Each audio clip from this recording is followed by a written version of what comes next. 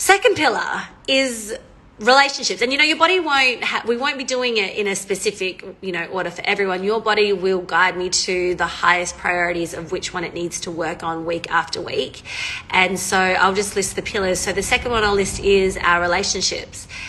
Relationships are a beautiful yet uncomfortable, can be, mirror of ourselves.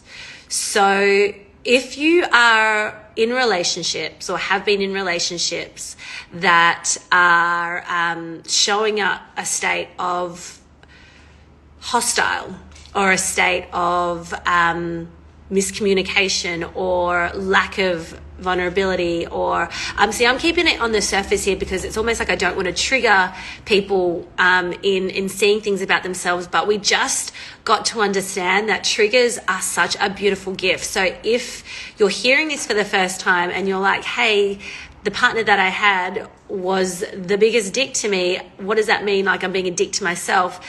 Again, uncomfortable. But we want to find out, why are you allowing behavior like that in your world? And where potentially are you not treating yourself with the level of integrity and respect and compassion and value that you deserve for then that to not be emitted in what you receive in your relationships. So we dive into the triggers of what shows up in your relationships or previous relationships and align you to what it is that you truly value. And I understand how uncomfortable it can be. I've separated and I'm in a new relationship now, and that is opening up a whole new level of territory for me and triggers, because as much as I feel so connected in my relationship now, experience at times these moments of guilt of like, oh my gosh, how is that going to make my kids feel? Because I grew up with parents that separated also, and knowing how that felt, and no parent ever wants to be making a detrimental impact on how kids feel, and I definitely am hypersensitive of that.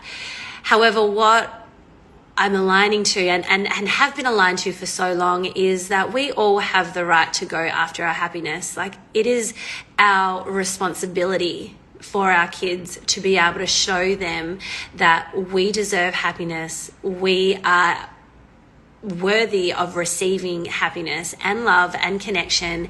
And it's our job to show them how to go about that in a healthy, harmonious way. We don't want our kids to grow up with an imprint of, I've got to put my happiness aside because it might make other people feel XYZ.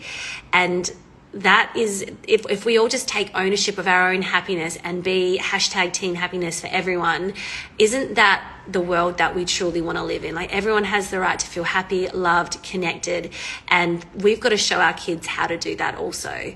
So relationships are huge in our lives, and we've got the right to be able to dig up what our limiting and fear-based perceptions are that are blocking potential true, authentic, genuine happiness to be received.